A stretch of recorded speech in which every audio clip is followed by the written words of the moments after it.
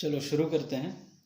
Class 12th physics का chapter 2 electrostatic potential and capacitance का lecture number 4। पिछले class में हम लोग क्या फॉर्मूला डिराइव किए थे? Potential energy of a dipole in an uniform electric field, ये फॉर्मूला हम लोग डिराइव किए थे।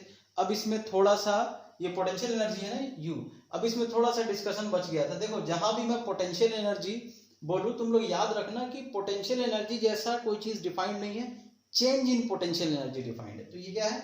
Change in potential energy. तो जहां भी कोई पोटेंशियल एनर्जी बोले, समझ जाना कि वो चेंज इन पोटेंशियल एनर्जी है।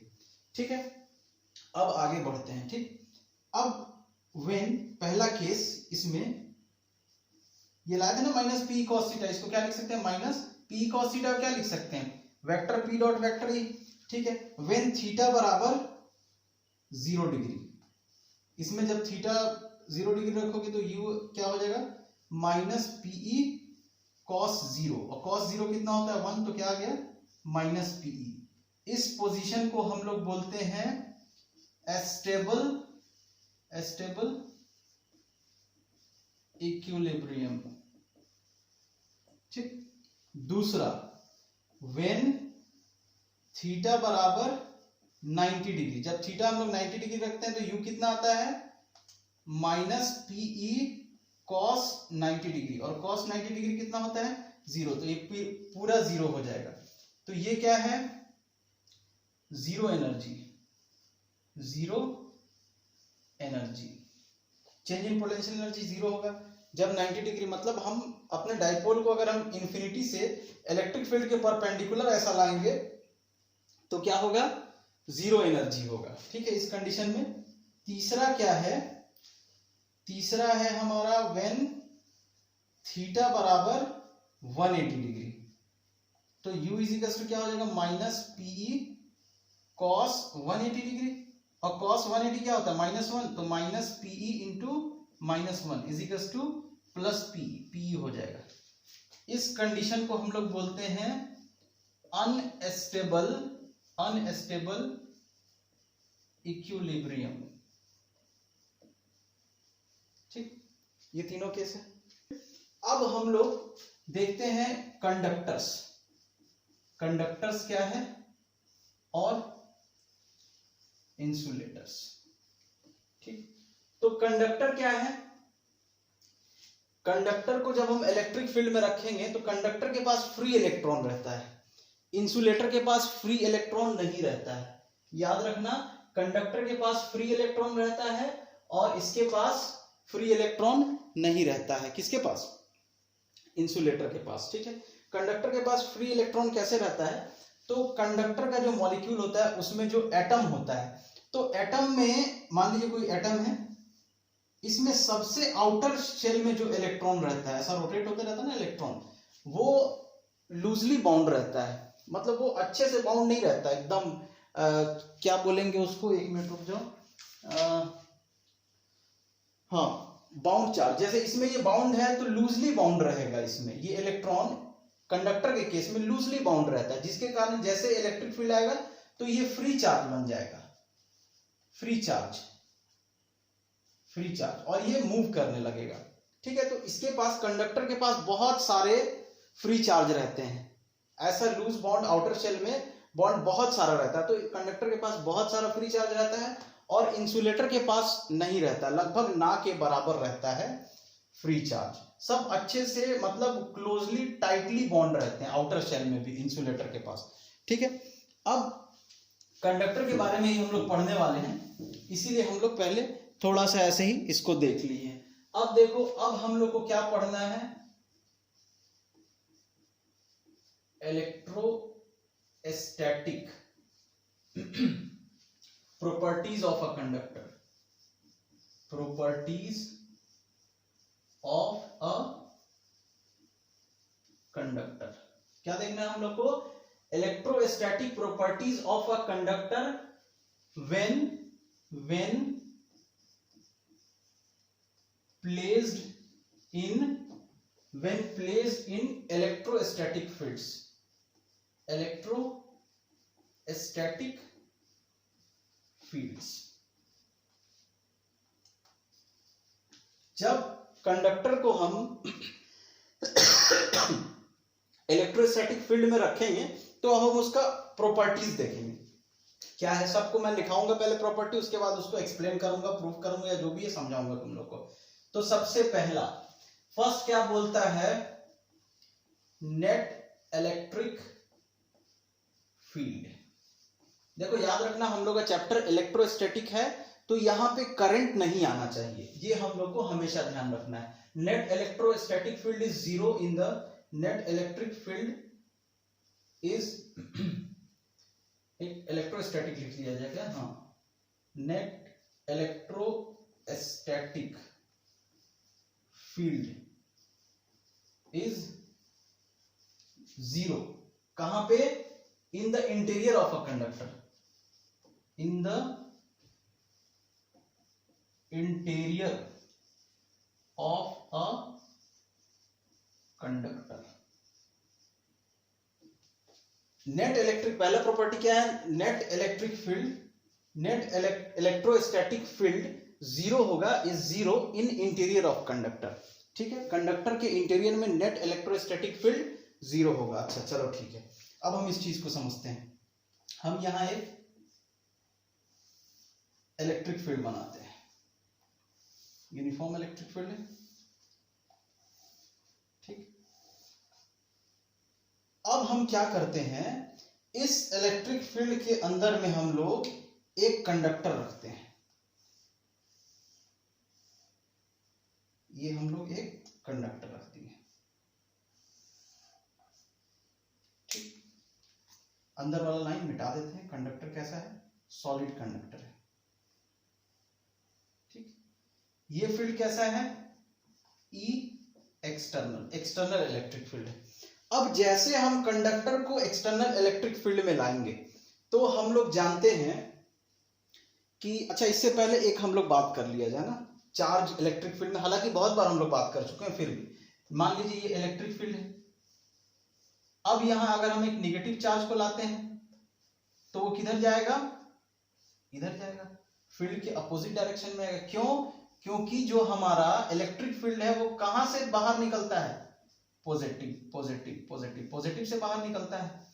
तो अगर हमारा इलेक्ट्रिक फील्ड ऐसा जा रहा है, मतलब इधर कोई पॉजिटिव चार्ज है, अब यहां कोई नेगेटिव लाओगे तो पॉजिटिव की तरफ अट्रैक्ट होगा, इधर आएगा। मतलब हम बोल देंगे कि जो नेगेटिव चार्ज है, जो इलेक्ट्रॉन है, वो इलेक्ट्रिक फील्ड के अपोजिट आएगा, इलेक्ट्रोस्टैटिक फील्ड के अपोजिट। एकदम ध्यान से समझो, नेगेटिव चार्ज जो है हमारा इलेक्ट्रॉन, वो इलेक्ट्रिक फील्ड के क्या आएगा, अपोजिट डायरेक्शन में मूव करने लगेगा, अपोजिट डायरेक्शन में उस पर फोर्स लगेगा। क्यों फोर्स लगेगा, क्यों फोर्स लगेगा? क्योंकि इलेक्ट्रिक फील्ड जिधर से आ रहा है मतलब उधर पॉजिटिव है, क्योंकि पॉजिटिव से ही बाहर निकलता हुआ होता है। तो नेगेटिव चार्ज, ये इलेक्ट्रॉन क्या करेगा, उस पॉजिटिव की तरफ जाएगा। और वही अगर हम कोई प्लस चार्ज रख देंगे यहाँ पे, तो ये क्या होगा, इसमें इस साइड फोर्स लगे, इलेक्ट्रिक फील्ड के डायरेक्शन में फोर्स लगे, क्योंकि इधर प्लस है, प्लस प्लस को दूर भगाएगा। ये थोड़ा सा ध्यान में रखना। अब हम लोग जानते हैं कि ये जो हमारा कंडक्टर है, ये क्या है, कंडक्टर है। कंडक्टर जो है हमारा, उसमें क्या रहता है, बहुत सारा फ्री इलेक्ट्रॉन रहता है। कंडक्टर में क्या रहता है, बहुत सारा फ्री इलेक्ट्रॉन रहता है कंडक्टर के अंदर। तो जैसे ही देखो, एक यहां ऐसा बना लेते हैं ताकि हम लोग को थोड़ा सा आइडिया हो कि इधर क्या है, प्लस प्लस प्लस इस टाइप का है, तो प्लस से निकल रहा है, प्लस प्लस है इधर, ठीक है। मतलब इधर एक टर्मिनल बना दी, इधर हम प्लस कैसे दिए, यहाँ बैटरी से लगा के प्लस दे दिए, और यहाँ बैटरी से लगा के हम माइनस दे दिए। तो इस प्लेट पे पूरा क्या है, माइनस है, और इस प्लेट पे पूरा क्या है, प्लस है। तो इसके बीच में इलेक्ट्रिक फील्ड होगा। अब जैसे हम कंडक्टर को रखें तो कंडक्टर के पास क्या है, फ्री इलेक्ट्रॉन। इलेक्ट्रॉन के पास क्या चार्ज होता है, निगेटिव। तो वो निगेटिव चार्ज पूरा किधर मूव करेगा, इलेक्ट्रिक फील्ड का डायरेक्शन ऐसा है, अभी समझाया है कि इलेक्ट्रॉन इलेक्ट्रिक फील्ड के अपोजिट मूव करेगा। तो जितने भी इलेक्ट्रॉन हैं, जैसे इसको इलेक्ट्रिक फील्ड में लाकर रखें, सारे यहां आके इधर जमने लगेंगे, ठीक है। सारा नेगेटिव चार्ज क्या होगा, इसके अपोजिट आएगा। देखो हम लोग यहां दिखा देते हैं, यहां पे ये हमारा क्या है, एक्सटर्नल, ई एक्सटर्नल है, एक्सटर्नल इलेक्ट्रिक फील्ड है, ठीक। और जब नेगेटिव इधर आएगा तो ये माइनस वाले की तरफ कौन जाएगा, जब नेगेटिव इधर आ रहा मतलब पॉजिटिव इधर जाएगा, positive positive positive positive positive. समझ रहे हो? जैसे हम कंडक्टर को लाएं और हम इलेक्ट्रिक फील्ड में रखें इस कंडक्टर को, जैसे यहां पे रखेंगे इलेक्ट्रिक फील्ड के अंदर, तो इसमें बहुत सारे फ्री इलेक्ट्रॉन है, सारे इलेक्ट्रॉन इलेक्ट्रिक फील्ड के अपोजिट डायरेक्शन में मूव करेंगे, तो मूव करके कहां तक आ सकते हैं, यहीं तक। इधर तो खाली जगह, इधर जा नहीं सकते, तो सब यहाँ पे एक्यूमुलेट हो जाएगा चार्ज। एक्यूमुलेट हो जाना मतलब जम जाना, सब इस साइड पे इलेक्ट्रॉन मतलब नेगेटिव चार्ज इधर जम जाएगा और पॉजिटिव चार्ज दूर भागेगा तो इधर जम जाएगा। समझ रहे हो? तो यहां ध्यान से देखो कि जब इधर पूरा माइनस एक्यूमुलेट हो जाएगा, जम जाएगा, और इधर पूरा प्लस जम जाएगा, तो यहां भी एक इलेक्ट्रिक फील्ड बना ना, ये बाहर वाला ब्लू से बनाया मैंने, ये चलो इसको नहीं रखते हैं, ये लिखो, हाँ ठीक है, इसको ऐसा लिखो बाहर वाले को। तो अंदर में भी एक इलेक्ट्रिक फील्ड बनेगा, इसको हम लोग बोलेंगे ई induced electric field.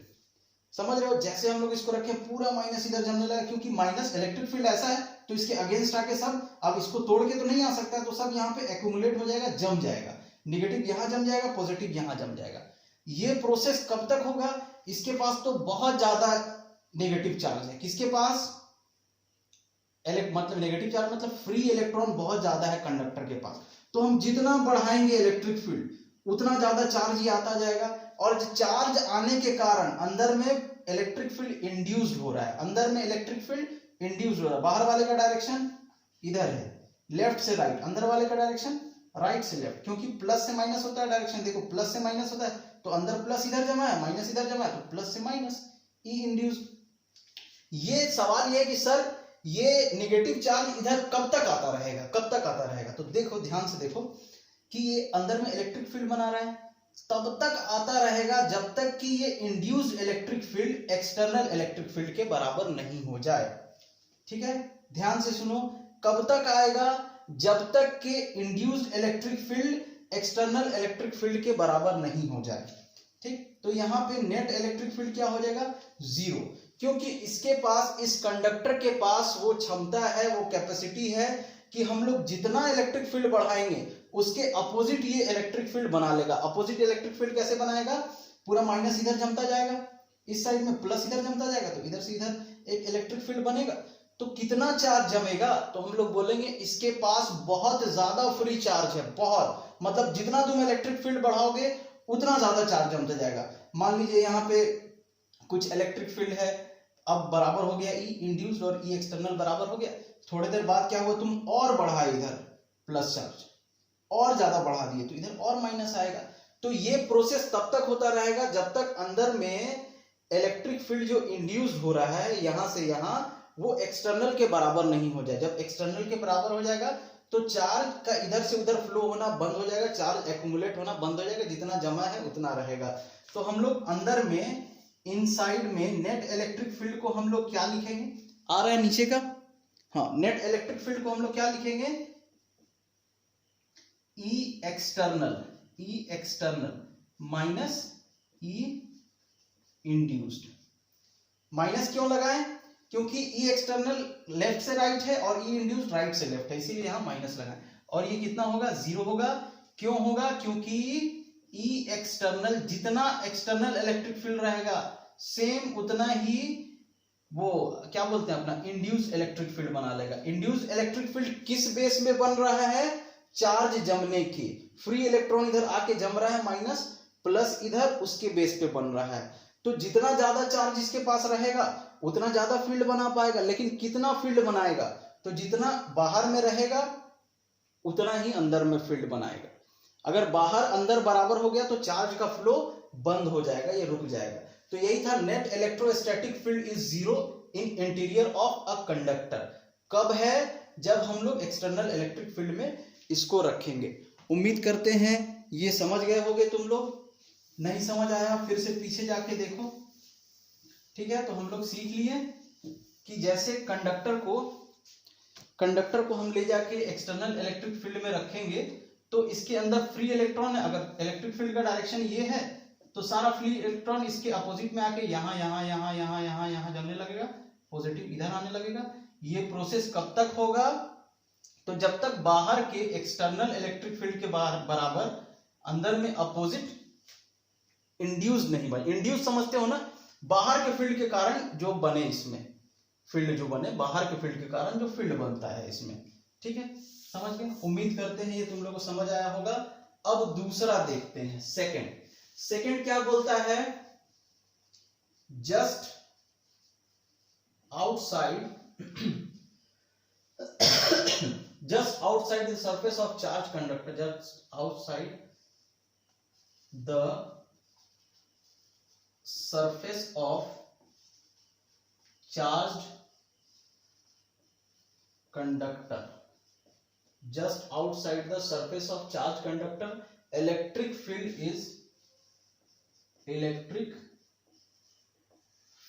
is normal to the surface। ये समझना आसान है। हम लोग को याद रखना है कि हम लोग इलेक्ट्रोस्टैटिक पढ़ रहे हैं। थोड़ी देर पहले बोल रहा था मैंने, इलेक्ट्रोस्टैटिक मतलब नो करंट। करंट कब होता है? जब चार्ज मूव करते ही रहे, तो नो करंट। ठीक, अब मान लीजिए कि ये कोई कंडक्टर है, इसके बाहर में यहाँ पे ये इलेक्ट्रिक फील्ड है। अगर ये इलेक्ट्रिक फील्ड, सपोज थोड़े देर के लिए हम लोग मान लेते हैं, अज्यूम कर लेते हैं कि ये परपेंडिकुलर नहीं है, कुछ यूं है इलेक्ट्रिक फील्ड। ठीक, तो इलेक्ट्रिक फील्ड इसके परपेंडिकुलर डायरेक्शन से थीटा एंगल बनाएगा, तो यहाँ क्या हो जाएगा? ई कॉस थीटा परपेंडिकुलर में, और यहाँ पे क्या आ जाएगा? ई साइन थीटा। ठीक, सरफेस के, अब देखो इस इलेक्ट्रिक फील्ड ई का कुछ अगर एंगल पे है, तो अगर हम इसका कंपोनेंट तोड़ेंगे तो एक परपेंडिकुलर में ई कॉस थीटा है, क्योंकि थीटा एंगल बना रहा है परपेंडिकुलर डायरेक्शन के साथ, और इधर क्या आ जाएगा? ई साइन थीटा।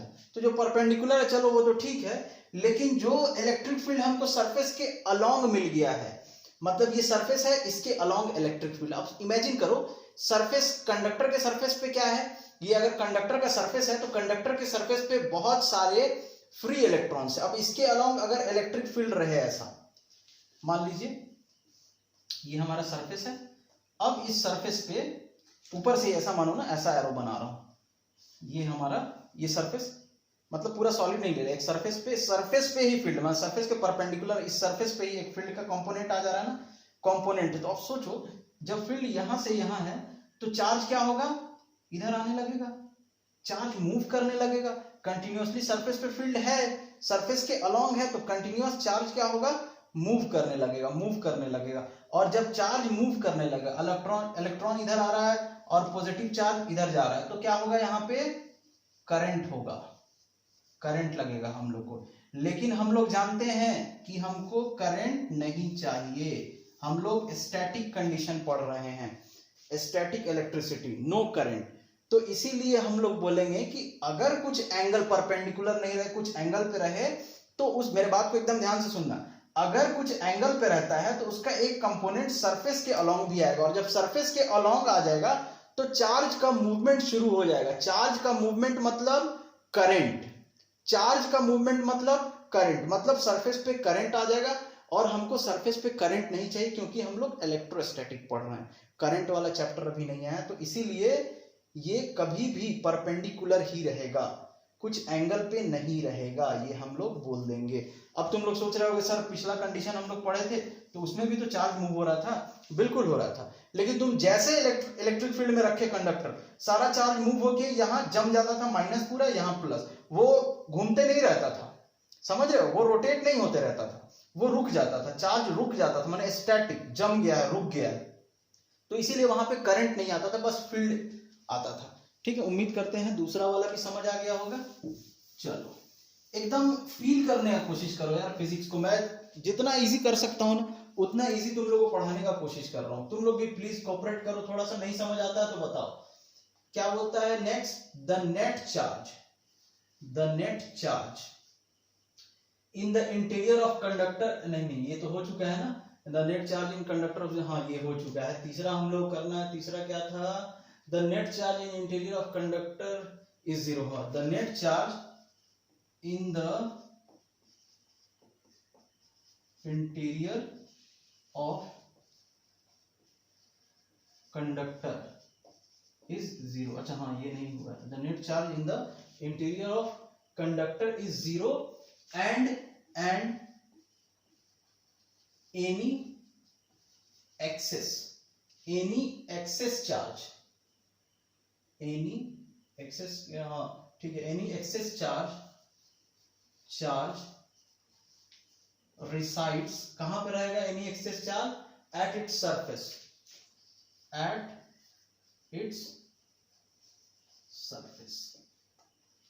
ठीक है। चलो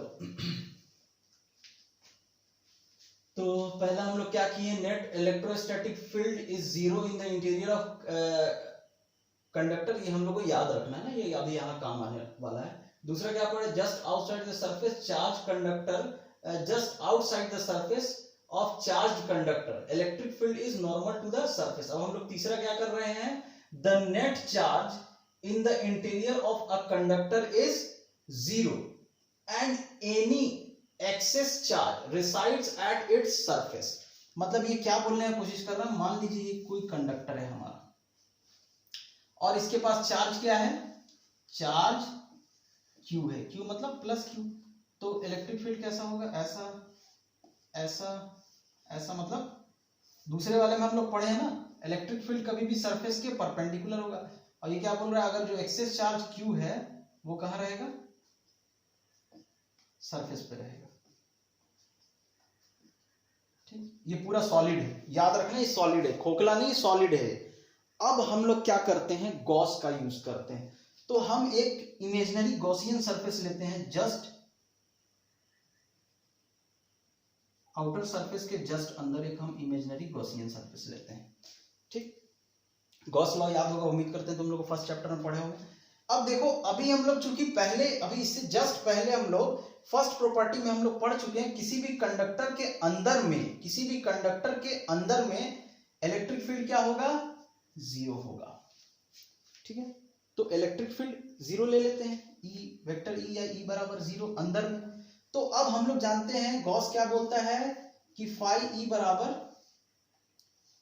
E डेल S बराबर Q by epsilon not, Q by epsilon not.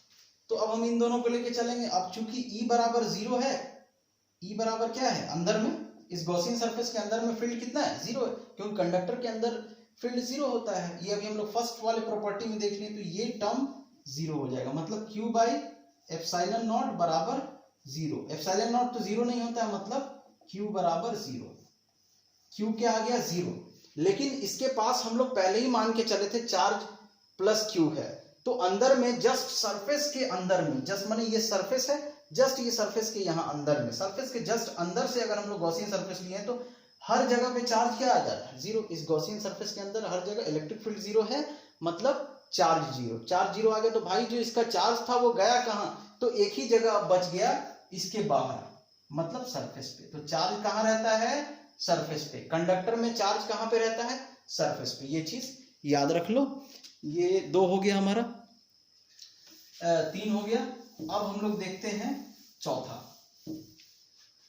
Fourth देखा जाए, फोर्थ प्रॉपर्टी क्या है। फोर्थ प्रॉपर्टी बोलता है potential is constant with in and on the surface of a conductor. Potential is constant with in and at the surface of, potential is constant within and at the surface of conductor। ठीक है, अंदर में और surface पे क्या होगा, potential constant होगा। ठीक है, अब इस चीज को देखो, हम लोग कैसे इस चीज को समझते हैं कि potential is constant with in and, मतलब अंदर में एंड ऑन द सरफेस। अंदर में भी कांस्टेंट होगा पोटेंशियल और सरफेस पे भी। तो देखो कोई कंडक्टर ले लेते हैं, पहले हम लोग रिलेशन लिखते हैं। E बराबर क्या होता है, माइनस dV बाई dr। ठीक, अब हम लोग अगर सपोज कोई कंडक्टर लिए हैं, तो अब हम लोग कंडक्टर के बारे में एक बार बहुत अच्छे से पता है, एक बार अगर ये एक्सटर्नल फील्ड में रखा है तो अंदर में ई क्या होगा, जीरो। तो अब हम यहाँ क्या लिख सकते हैं, जीरो बराबर की जगह पे जीरो पुट करो minus dV by d r, या हमको क्या मिल गया, डीवी बाई डी आर बराबर जीरो। अब देखो ये क्या है, डीवी बाई डी आर क्या है, डिफरेंशिएशन ऑफ वी, मतलब ये change in small change in potential bye छोटा सा डिस्टेंस है, डिस्प्लेसमेंट है हमारा। तो इसको देखोगे तो ये क्या है, differentiation of V with respect to r. तो वी का डिफरेंशिएशन कर रहे हैं, तो किसी भी चीज का डिफरेंशिएशन जीरो कब होता है, तो जवाब है सर कांस्टेंट का डिफरेंशिएशन जीरो होता है, कांस्टेंट का डिफरेंशिएशन जीरो होता है। तो डीवी बाई डी आर भी तो डिफरेंशिएशन है वी का विथ रिस्पेक्ट टू आर, तो इसका मतलब क्या है, v का डिफरेंशिएशन जीरो कब होगा, जब v कांस्टेंट है। ठीक है, तो v हम लोग को यहां से क्या मिल गया, कांस्टेंट मिल गया। कहां पे मिला हम लोग को v कांस्टेंट, तो फील्ड कहां जीरो है, इनसाइड, तो इनसाइड में फील्ड क्या होगा, जीरो होगा। ठीक, अब देखो, अब सर सरफेस पे कैसे होगा, तो सरफेस पे चार्ज क्या है, यूनिफॉर्मली डिस्ट्रीब्यूटेड रहता है कंडक्टर में, बराबर से सब जगह। ठीक है, तो सरफेस पे भी जब चार्ज यूनिफॉर्मली डिस्ट्रीब्यूटेड है तो सरफेस पे भी कांस्टेंट होगा। देखो यहां पे बिल्कुल भी ये मत समझना कि फील्ड जीरो है तो पोटेंशियल जीरो आ जा रहा है ना, फील्ड जीरो है ना, तो फील्ड जीरो से हमको क्या मिला, डीवी बाई डी आर बराबर जीरो। तो ये डिफरेंशिएशन जीरो कब होगा, जब जिसका डिफरेंशिएशन हो रहा है वो कांस्टेंट, तो v का डिफरेंशिएशन हो रहा है तो v कांस्टेंट, तो कांस्टेंट है ना, तो अंदर में v कांस्टेंट और सरफेस पे भी क्या होगा, v कांस्टेंट, क्योंकि चार्ज यूनिफॉर्मली डिस्ट्रीब्यूटेड रहता है। ये फोर्थ हो गया, मिटाते हैं इसको। पेन कॉपी लेके बैठा करो लोग, नहीं लिए हो तो कम से कम अभी भी पेन कॉपी लेके बैठ जाओ। अब हम लोग फिफ्थ देखते हैं। फिफ्थ क्या बोलता है, electric field at the surface of charge conductor is proportional to the surface charge density. Electric field at the surface of charged conductor is proportional to the surface charge density sigma। क्या बोल रहा है, ध्यान से सुनो, electric field at the surface of charge conductor, कोई charge conductor है, is proportional to the surface charge density. Surface charge density तुम लोग जानते हो, सिग्मा बराबर क्या होता है, क्यू बाई ए, माने एरिया, ये हम लोग ले लेते हैं, या एस से भी सरफेस के एरिया को हम एस से भी डिनोट करते हैं। अब हम लोग कोई सा भी कैसा भी शेप का एक हम लोग कंडक्टर ले लेते हैं जिसके पास चार्ज क्या है, मान लीजिए प्लस क्यू चार्ज है जिसके पास। ठीक है, तो अब हम लोग यहाँ क्या करते हैं, एक गॉसियन सरफेस इमेजिन करते हैं, सिलिंड्रिकल, ये थोड़ा सा बाहर निकल गया और ये सरफेस पे है। ये एरिया मान लो कितना है, डेल एस है। फील्ड का डायरेक्शन, क्योंकि ये प्लस चार्ज है तो फील्ड का डायरेक्शन ऊपर रहेगा। समझ पा रहे हो तुम लोग, फील्ड का डायरेक्शन किधर रहेगा, ऊपर रहेगा। ये ई, ये बस मैंने बताया कि ये डेल एस है एरिया, ये कुछ डायरेक्शन मत समझना। ठीक है, तो हम लोग गॉसियन सरफेस लिए तो गॉस थ्योरम क्या बोलता है, फाई ई बराबर integration close integral of any surface S और फिर ई डेल एस, ये वाला डेल एस बराबर क्या होता है, बराबर क्या हो जाएगा, क्यू बाई एप्सिलॉन नॉट। ठीक है, क्यू बाई एप्सिलॉन नॉट। तो अब हम लोग इसको बनाने का कोशिश करते हैं कि ये कैसे बनेगा। ठीक है, तो सबसे पहले देखो, मान लेते हैं ये पूरे पे चार्ज नहीं, यहाँ पे प्लस क्यू चार्ज है, जो सरफेस हम लिए ना, ये सरफेस पे, ये उसके मतलब ये ऐसा सिलेंडर लिए तो ये ऊपर, ये नीचे और ये सरफेस पे। ठीक है, तो अब देखो क्या किया जाए, क्यू निकाल लिया जाए। सिग्मा पहले देखो, सिग्मा बराबर क्या होता है, surface charge density Q by Q, जिस एरिया पे है तो डेल एस एरिया पे है, तो क्यू बराबर क्या हो जाएगा, सिग्मा डेल एस।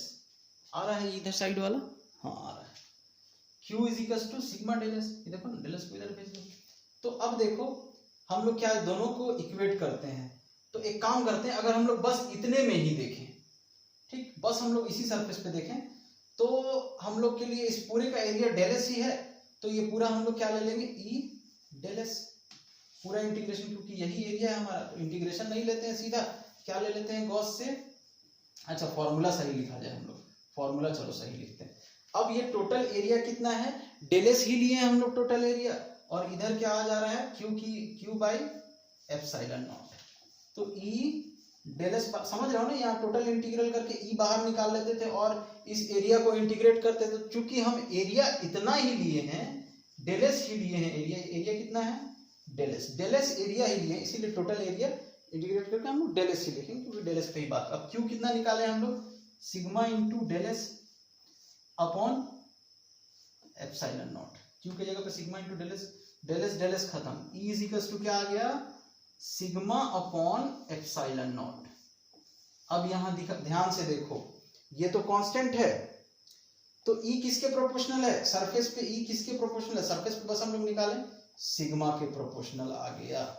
ई क्या है, electric field at surface is directly proportional to sigma surface charge density, यही था तुम्हारा, इसको भी नोट कर लो। अब sixth and last, sixth property, कितना टाइम हो गया, 33 मिनट्स, ठीक है, ये चैप्टर थोड़ा सा लंबा जा रहा है और जाएगा ही। 6 क्या बोलता है, electric field is zero in the cavity of a hollow charge conductor, ठीक, क्या बोलता है, क्या था, electric field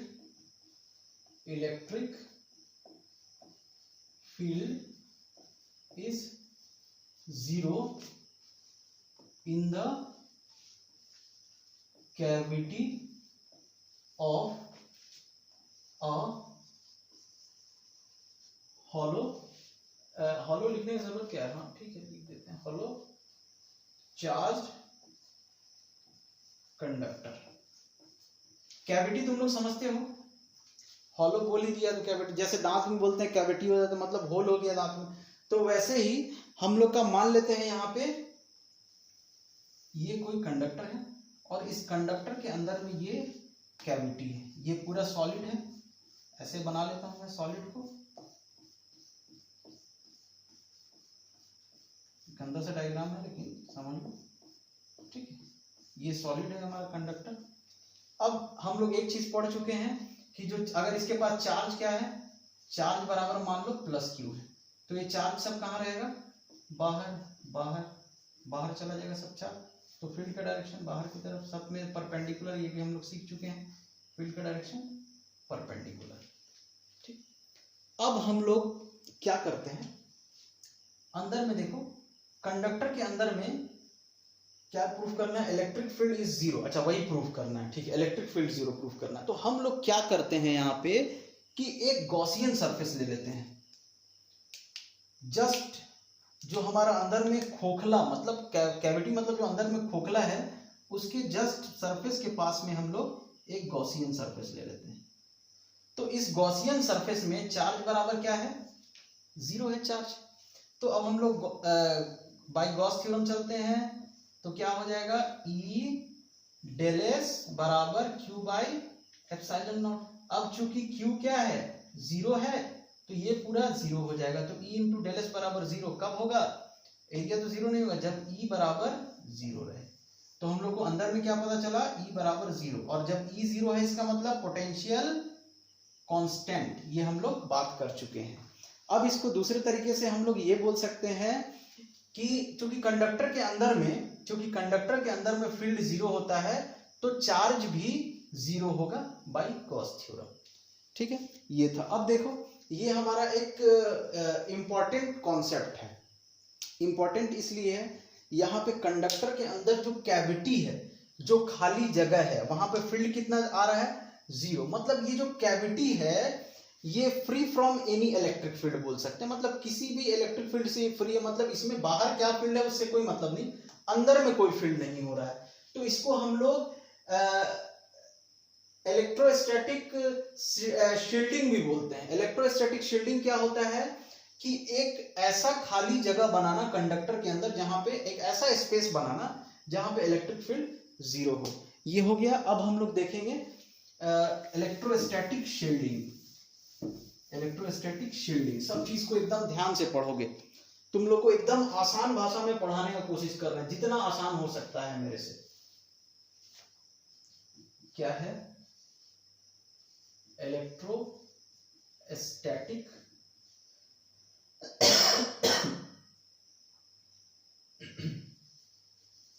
shielding?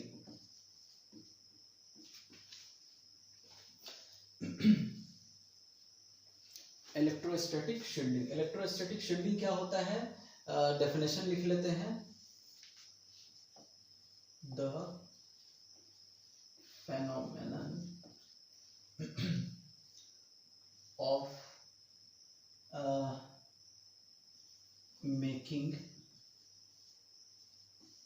a region, the phenomenon of making a region free from any electric field, region free from any electric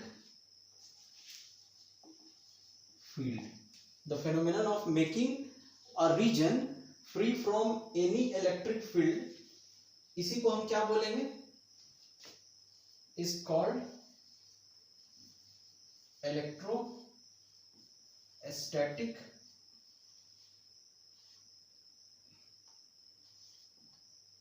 shielding. थोड़ा कुछ spelling mistake होगा तो उसको देख लेना। स्पेलिंग मिस्टेक ही है शायद, मेरे को लगता है SHIE शील्डिंग होगा, SHIE शील्डिंग। ठीक है, एक मिनट कंफर्म हो लेने दो। SHIE, हाँ ठीक है, शील्डिंग। ठीक है, इलेक्ट्रोस्टैटिक शील्डिंग। ठीक है, क्या अब इसमें एक चीज और लिखो, it is based on fact, it is based on fact that electric field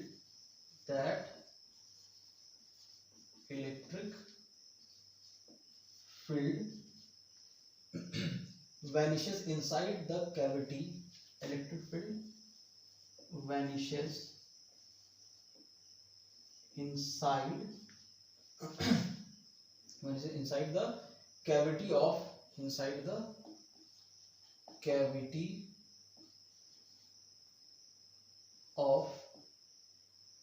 cavity वाला पढ़े थे ना, cavity of a hollow conductor. ठीक, तो इलेक्ट्रोस्टैटिक शील्डिंग हम लोग अभी जस्ट 6th वाले प्रॉपर्टी में हम लोग देख चुके हैं कि जैसे कोई कंडक्टर के अंदर में, कुछ भी कंडक्टर ऐसा, उसके अंदर में जो खाली जगह कुछ कैविटी बन जाए, कुछ भी शेप रहे, कुछ भी साइज रहे उसका, अगर कुछ कैविटी बन जाता है तो उसमें इलेक्ट्रिक फील्ड क्या होगा? जीरो होगा इलेक्ट्रिक फील्ड।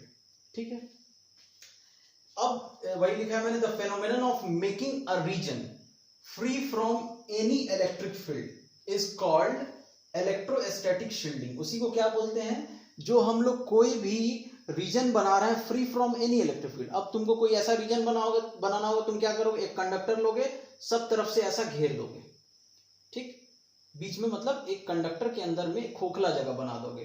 वैसे ही मेकिंग रीजन, वही जो रीजन है वो क्या कहलाएगा? Free from any electric field. जो रीजन बना रहे हो वो फेनोमेनन क्या कहलाएगा? इलेक्ट्रोस्टैटिक शील्डिंग कहलाएगा।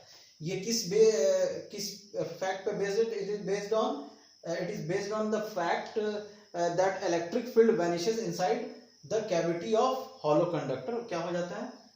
वैनिश हो जाता है, खत्म हो जाता है, कैंसिल हो जाता है इलेक्ट्रिक फील्ड। ठीक है, अब एक चीज और इसमें याद रखना कि ये जो फील्ड फ्री रीजन है, such field free region is also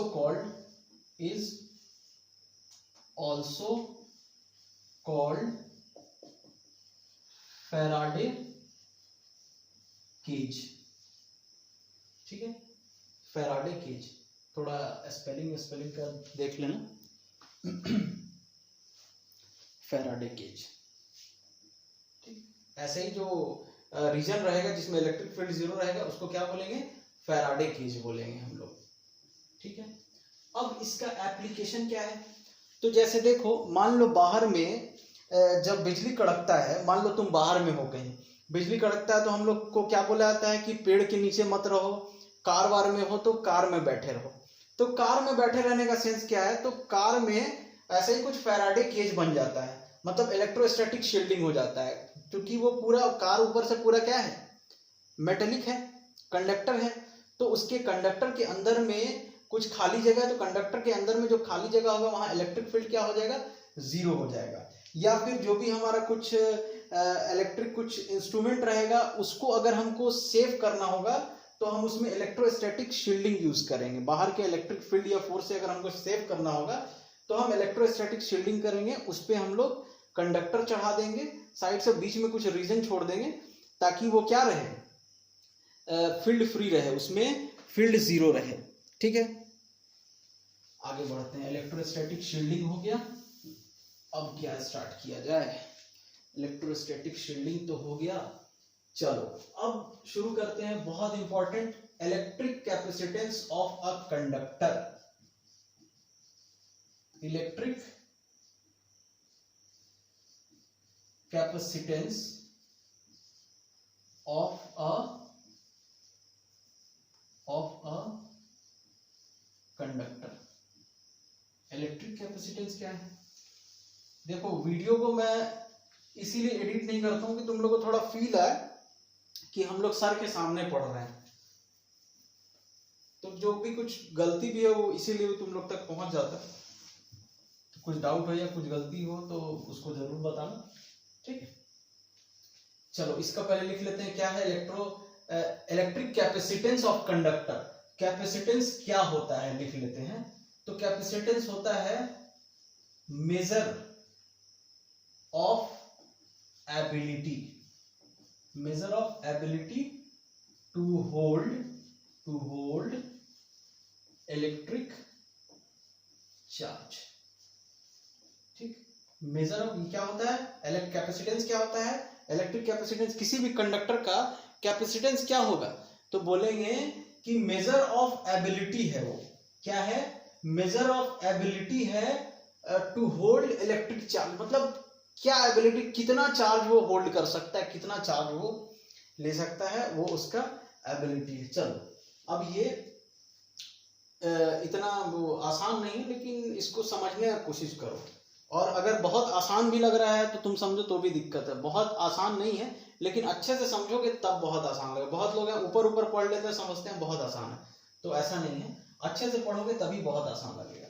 अगर हम मान लेते हैं कि अगर हम पुट करते हैं charge Q on insulated conductor, if we put charge Q on insulated conductor। ठीक, देखो मान लीजिए हमारा कंडक्टर कोई इंसुलेटेड कंडक्टर, अब इस पे कोई हम प्लस चार्ज Q रखें, चार्ज बढ़ाए हम। तो यहां ध्यान देखो, ध्यान दो, जब चार्ज बढ़ा तो क्या बढ़ा, पोटेंशियल बढ़ा। जब हम चार्ज को इंक्रीज किए तो क्या इंक्रीज हुआ, पोटेंशियल भी इंक्रीज होगा।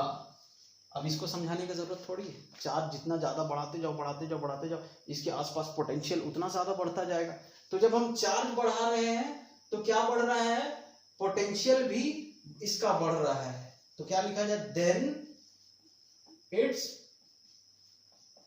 Potential increased by V। क्या मान लेते हैं, कितना बढ़ गया, V हो गया, मतलब ये इंक्रीज इन पोटेंशियल। तो माने चार्ज बढ़ रहा है तो पोटेंशियल बढ़ रहा है, चार्ज बढ़ रहा है तो पोटेंशियल बढ़ रहा है। समझ रहे हो ना। पोटेंशियल का फॉर्मूला क्या होता है, V बराबर 1/4 pi epsilon not Q by R। तो जैसे जैसे चार्ज बढ़ेगा पोटेंशियल भी बढ़ेगा। तो हम लोग क्या बोलेंगे कि जो हमारा चार्ज Q है वो डायरेक्टली प्रोपोर्शनल किसके है, पोटेंशियल V के। अब जब हम प्रोपोर्शनल का साइन हटाएंगे तो यहाँ एक कांस्टेंट देंगे, तो हम लोग कांस्टेंट दिए C। यही कांस्टेंट क्या कहलाता है, कैपेसिटेंस, कैपेसिटेंस। ठीक है, तो कैपेसिटेंस C बराबर क्या होगा, Q बाई V। इसको हम लोग को बहुत अच्छे से डिस्कस करना है हम लोग को, ठीक है। और कैपेसिटेंस की यूनिट क्या होती है, फैराड होती है, इसकी ऐसा यूनिट फैराड। क्या लिखोगे, FARAD,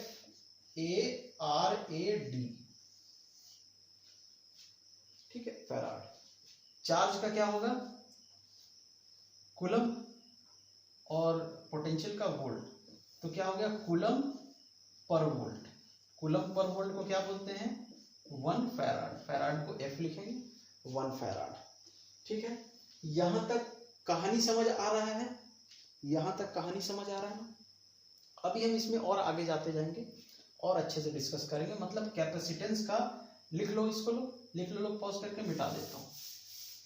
मतलब जो हमारा कैपेसिटेंस है वो क्या है, Q/V, ठीक। तो कैपेसिटेंस के बारे में हम लोग क्या बताए थे, क्या होता है, measure of ability to hold electric charge. अब देखो, लेकिन यहां पे एक दिक्कत है, इसी दिक्कत को हम लोग को डिस्कस करना। अगर हम चार्ज बढ़ा रहे हैं तो पोटेंशियल भी बढ़ रहा है, चार्ज बढ़ा रहे हैं तो पोटेंशियल भी बढ़ रहा है, तो भाई ये कैसे बढ़ेगा, समझ रहे हो ना। कैपेसिटेंस फिर कैसे बढ़ेगा, क्योंकि दोनों बढ़ रहा है, दोनों बढ़ रहा है, दोनों बढ़ रहा है और डायरेक्टली प्रोपोर्शनल है, तो फिर कैपेसिटेंस कैसे बढ़ेगा, कैसे होगा ज्यादा कैपेसिटेंस। मान लीजिए कोई कंडक्टर है ये हमारे पास, इसमें हमको चार्ज स्टोर करके पढ़ना है। देखो कैपेसिटेंस हम मेनली कैपेसिटर के लिए पढ़ रहे हैं। अब कैपेसिटर क्या होता है, तो फैन में तुम लोग अपने देखे होगे, या कूलर होगा तो मोटर में देखे होगे, एक गोल सा सिलेंडर टाइप का ऐसा कुछ लगा रहता है, ऐसा सिलेंडर टाइप का लगा रहता है, सॉलिड गोल सिलेंडर, इतना बड़ा कुछ सिलेंडर रहता है और मोटा रहता है, मोटा सिलेंडर रहता है, तो वही क्या रहता है, कैपेसिटर। अब कैपेसिटर का काम क्या है, चार्ज होल्ड करके रखना। चार्ज क्यों होल्ड करके रखता है, उस पर भी आएंगे हम लोग, या अभी डिस्कस कर लेते हैं। देखो जैसे हमारा फैन है, तो अब हमारे घर में जो इलेक्ट्रिक करंट आ रहा है वो कितने एम्पियर का है, 5 एम्पियर का है मान लो, या ज्यादा से ज्यादा कितना आ रहा है, 15 एम्पियर, या ज्यादा से ज्यादा 16 एम्पियर का करंट आ रहा है, ठीक है। 5 एम्पियर का ही नॉर्मल रहता है, 5 एम्पियर का करंट आ रहा है।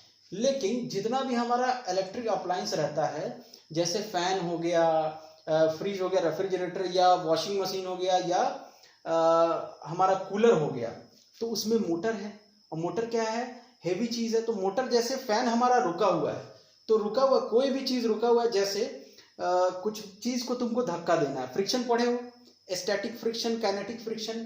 तो स्टैटिक फ्रिक्शन कभी भी ज्यादा होता है काइनेटिक फ्रिक्शन से, मतलब अगर हम किसी चीज को धक्का दे रहे हैं, शुरू करने चाह रहे हैं, तो उस टाइम ज्यादा फोर्स लगता है, ज्यादा ताकत लगता है, लेकिन जब वो चलने लगता है तब उतना ताकत नहीं लगता है, किसी चीज को धक्का देके देखना, ठीक। वैसे ही जो हमारा फैन है, उस फैन को स्टार्ट होने के लिए, जस्ट स्टार्ट होने के लिए उसको हम लोग क्या चाहिए, ज्यादा एनर्जी चाहिए, ज्यादा पावर चाहिए। कितना चाहिए, 25 एम्पियर चाहिए या 50 एम्पियर चाहिए, ठीक है। तो हम 25-50 कहां से लाएंगे भाई, हमारे घर में तो इतना ही आ रहा है। मान लीजिए 5 एम्पियर, या मान लीजिए 15 भी एम्पियर आ रहा है, अगर मान लिया जब 15 एम्पियर भी आ रहा है, तो 25 कैसे बनेगा भाई, 50 कैसे बनेगा। जैसे तुम किसी चीज को धक्का दे रहे हो, ठीक है, ये मेरा बोर्ड की एक कैरम पे रखा है, कैरम भारी है, अगर मेरे को कैरम को धक्का देना है, तो कैरम जब तक फिसलना शुरू नहीं करेगा तब तक मेरे को ज्यादा फोर्स लगेगा, लेकिन एक बार जैसे स्लिप हो गया सरफेस पे, तो कम फोर्स में भी चला जाएगा।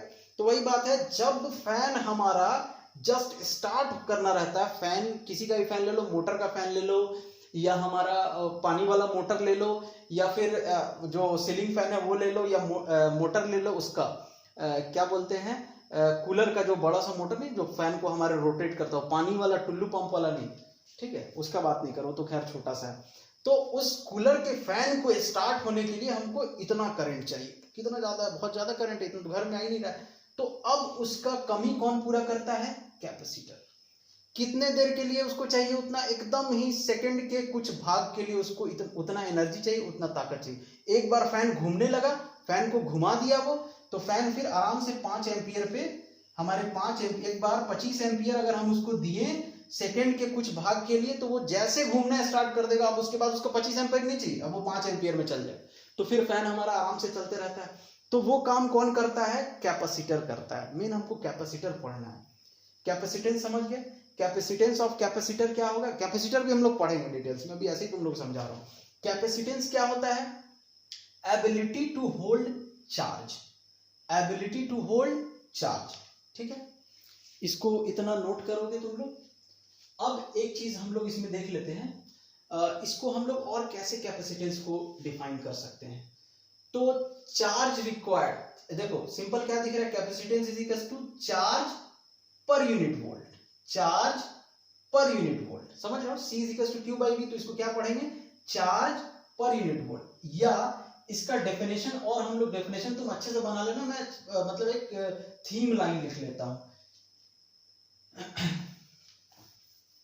तो ये क्या है, चार्ज पर यूनिट वोल्ट, तो हम लोग क्या बोलेंगे इसको, charge required to increase the potential of conductor, charge Q required to increase the potential, charge required to increase the potential of, किसका पोटेंशियल, कंडक्टर की बात कर रहे हैं, अभी हम लोग कैपेसिटर नहीं पढ़ रहे हैं, कैपेसिटर ऐसे ही मन में आया बकवास कर दिया। Charge required to increase the potential of conductor bye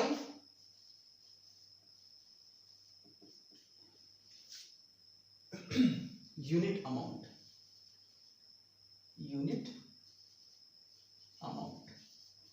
क्या है, चार्ज पर यूनिट वोल्ट, इसीलिए क्या लिखा, unit amount, charge required to increase the potential of conductor by unit amount, ठीक, charge required to increase the potential of conductor by unit amount, ठीक है, समझ आ रहा है, चलो ठीक है, समझ गए ना, चार्ज पर यूनिट क्या बोलेंगे, चार्ज पर यूनिट वोल्ट या per unit potential, charge per unit potential, तो इसी को क्या लिखेंगे, charge required to increase the potential, है गलत लिख दिया कुछ मैंने, एक मिनट, चार्ज, हाँ ठीक है, हाँ नहीं ठीक है, charge required to increase the potential of conductor by unit amount, per unit potential मतलब यूनिट अमाउंट बढ़ना चाहिए, ये हो गया, ठीक है।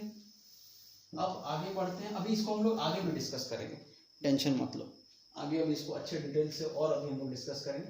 अब देखो कैपेसिटेंस किस पे डिपेंड करेगा, तो अब एक चीज देखो कि चार्ज जितना ज्यादा होगा उतना ज्यादा कैपेसिटेंस होगा, तो मतलब जितना बड़ा कंडक्टर होगा हम उसमें उतना ज्यादा चार्ज रख सकते हैं। तो पहला कैपेसिटेंस किस पे डिपेंड करेगा, लिखो capacitance depends on first size and shape, दूसरा नेचर ऑफ सराउंडिंग मीडियम, मतलब नेचर ऑफ सराउंडिंग मीडियम मतलब परमिटिविटी ऑफ मीडियम, परमिटिविटी। अब भाई सराउंडिंग पे कैसे डिपेंड करेगा, यहाँ कंडक्टर रखा है तो आसपास हवा है उस पर कैसे डिपेंड करेगा, सब अभी आने वाला है, टेंशन मत लो। तीसरा, third, presence of other conductor,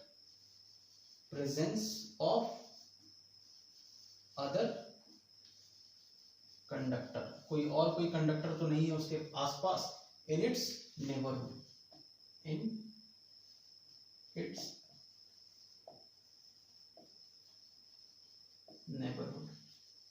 ठीक, उसके आसपास में कोई कंडक्टर तो नहीं है, तीन चीज पे, और एक चीज और कि वो चार्ज पे डिपेंड नहीं करता है कैपेसिटेंस। तुम लोग बोलोगे सर ये क्या बोल रहा है, इस लाइन को इसीलिए मैं नहीं लिख रहा हूं कि चार्ज पे डिपेंड नहीं करता है, क्योंकि जब मैं आगे प्रूफ करूंगा तभी बताऊंगा कि वो चार्ज पे डिपेंड नहीं करता है। अब देखा जाए, आगे बढ़ते हैं, ठीक, आगे का टॉपिक अब हमारा क्या है, तो ले लेते हैं capacitance of isolated spherical capacitor, आ रहा है पूरा, हाँ,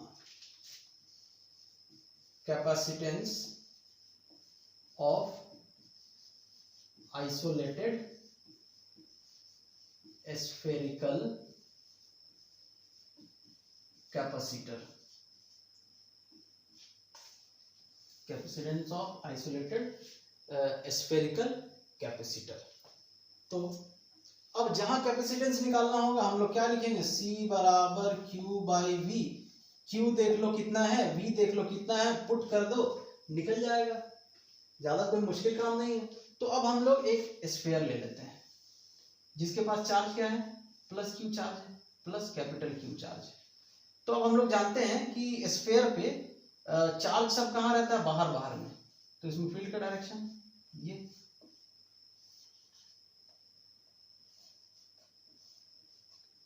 ये क्या है, फील्ड का डायरेक्शन, सब पे प्लस प्लस जो हम लोग चार्ज इसको दिए हैं इस कैपेसिटर। ठीक, अब जो हमारा स्फेरिकल कैपेसिटर, हाँ इसको कैपेसिटर ही बोल लो, नहीं कैपेसिटर, अभी कैपेसिटर टर्म को हम लोग अभी नहीं यूज करते हैं, हम लोग एक काम करते हैं स्फेरिकल कंडक्टर रखते हैं, ठीक है कंडक्टर कैपेसिटर समझ जाओ, कैपेसिटर माने कंडक्टर ही है ये समझ लो, कैपेसिटर लिखा है मैंने, इसको कंडक्टर ही समझो अभी तुम। और इसका ये सब क्या रहता है, ऐसा लगता है जैसे स्फेरिकली सिमेट्रिक है, मतलब सेंटर पे कंसंट्रेटेड लगता है सारा चार्ज, लेकिन सरफेस पे रहता है। इसका रेडियस क्या है, स्मॉल r, ठीक है।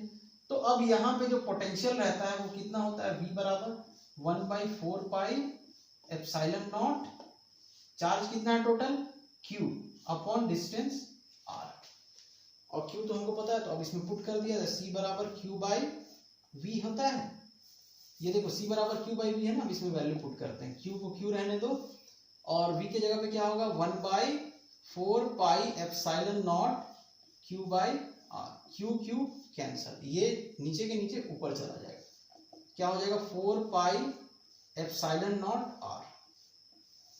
ये स्फेरिकल कैपेसिटर या कंडक्टर का कैपेसिटेंस आ गया। अब किस पे डिपेंड करता है, चलो वो बात करते हैं कि ये किस पे डिपेंड कर रहा है, ठीक। तो अच्छा, कैपेसिटेंस की यूनिट क्या होती है, SI unit is farad, Michael Faraday के ऑनर में रखा गया है इसका फैराड, ठीक है, SI यूनिट फैराड होता है। अब क्या देखा जाए अब यहाँ, तो देखो मैंने पहला पॉइंट पीछे जाके, अगर पेन कॉपी तुम लोग लेके बैठे हो तो ज़्यादा मुश्किल नहीं होने वाला है तुम लोग को। पहला पॉइंट ये देखो कि ये जो हमारा है कैपेसिटेंस वो किस पे डिपेंड कर रहा है, रेडियस पे। रेडियस कितना है, मतलब रेडियस बड़ा होगा तो कैपेसिटेंस बड़ा होगा। साइज एंड शेप पे डिपेंड कर रहा है। दूसरा सेकंड किस पे डिपेंड कर रहा है, परमिटिविटी, सराउंडिंग ऑफ मीडियम। और तीसरा कि पास में कोई और कंडक्टर है कि नहीं, उसको हम लोग बाद में डिस्कस कर लेंगे, आगे आना है डिस्कस करना। और अब देखो कि ये जो हमारा कैपेसिटेंस है ये चार्ज पे डिपेंड नहीं कर रहा है, क्योंकि कैपेसिटेंस के फॉर्मूले में कहीं पे भी चार्ज नहीं आया है, समझ रहे हो ना, 4 पाई एप्सिलॉन नॉट r है लेकिन चार्ज नहीं है, तो ये चार्ज पे डिपेंड नहीं करता है। 60 मिनट्स हो चुके हैं, जल्दी जल्दी कुछ और देख लेते हैं, बाकी सब हम लोग नेक्स्ट वीडियो में डिस्कस करेंगे। अब मैं तुम लोग को एक बात बताना चाहता हूं कि ये जो कैपेसिटेंस है ये बहुत बड़ी यूनिट है, ठीक है, बहुत ही बड़ी यूनिट है। ये फैराड कैपेसिटेंस की यूनिट है ना, फैराड, वो बहुत बड़ी यूनिट है। डिस्कस करते हैं कि कैसे। तो C बराबर क्या था, 4 पाई एप्सिलॉन नॉट r। तो कैलकुलेट रेडियस फॉर कैपेसिटेंस बराबर 1 फैराड। 1 फैराड के लिए कैलकुलेट करते हैं। तो C बराबर ये है, तो R बराबर क्या हो जाएगा, R बराबर हो जाएगा C upon 4 pi epsilon not. C कितना रखे हम लोग, 1 फैराड रखे हैं, और ये 4 पाई यूनिट मत लिखो, कोई जरूरत नहीं है। 4 पाई एप्सिलॉन नॉट की वैल्यू कितनी होती है, 9 into 10 to power 9, 9 into 10 to power minus 9, या 9 इंटू 10 टू पावर माइनस 9 होता है या 9 होता है, 9 इंटू, अच्छा नहीं, ये पूरा 1/4 पाई एप्सिलॉन नॉट की वैल्यू होती है। मतलब क्या हम इसको लिखते हैं 1/4 pi epsilon naught into C। तो 1/4 pi epsilon 9 into 10 to power 9 और इंटू C कितना होगा, 1 फैराड, मतलब 1 रखो तो ये कितना आ रहा है 9 इंटू 10 टू पावर 9, और ऐसा unit metre, 9 into 10 to power 9 metre. अब देखो ये रेडियस तुमको कहां से मिलेगा, ये कैसा होगा। अब देखो अर्थ का रेडियस, रेडियस ऑफ अर्थ कितना होता है? 6400 किलोमीटर होता है। मतलब लगभग अगर हम लोग लिखें इसको तो 6 × 10⁻³ किलोमीटर, और अगर हम लोग इसको किलोमीटर में चेंज कर दो कितना आ रहा है? 9 × 10⁹ में से 3 कम कर लो 6 किलोमीटर। इधर का आ रहा है, ठीक है। तो ये अर्थ से कितना बड़ा हो गया? ये अर्थ का रेडियस ये 6 × 10⁻³ और ये जो हमारा 1 फैराड रखने पर जो मतलब जो हमारा स्फीयर का रिक्वायर्ड रेडियस है वो कितना आ रहा है? 9 × 10⁶। तो ये लगभग 1500 टाइम्स ग्रेटर है, बड़ा है। ये जो रेडियस आ रहा है हमारा ये क्या है? 1500 टाइम्स ये रेडियस बड़ा है। किससे? अर्थ के रेडियस से लगभग 1500 टाइम्स बड़ा है। 1 फैराड रखने पर जो रेडियस आ रहा है वो अर्थ के रेडियस से 1500 गुना ज्यादा है। मतलब अगर हमको 1 फैराड का कैपेसिटर चाहिए तो हमको अर्थ से 1500 गुना बड़ा हमको स्फीयर चाहिए होगा। समझ रहे हो कितना स्फीयर चाहिए होगा? तो इसके वजह से हम लोग जो हमारा स्फेरिकल कैपेसिटर था हम उसको हटा दिए, उसको हम लोग नहीं रखे और फिर हम लोग पैरेलल प्लेट कैपेसिटर बनाए। मतलब यहाँ बताने वो कंसर्न नहीं, ये बताना यहाँ पे मेन मुद्दा है कि फैराड एक बहुत ही बड़ा यूनिट है, वेरी लार्ज यूनिट। ठीक है, क्यों लार्ज यूनिट है? क्योंकि 1 फैराड के लिए हमको जो रेडियस चाहिए वो कितना है? अर्थ के रेडियस का, मतलब अर्थ जो गोला हमारा जितना बड़ा है अर्थ के रेडियस का 1500 गुना, अर्थ के रेडियस का 1500 गुना। ठीक है, इस वीडियो को यहीं क्लोज करते हैं, इससे पहले ऑटो डिलीट हो जाए। चलो ठीक है, नेक्स्ट वीडियो जल्दी मिल जाएगा। Thank you.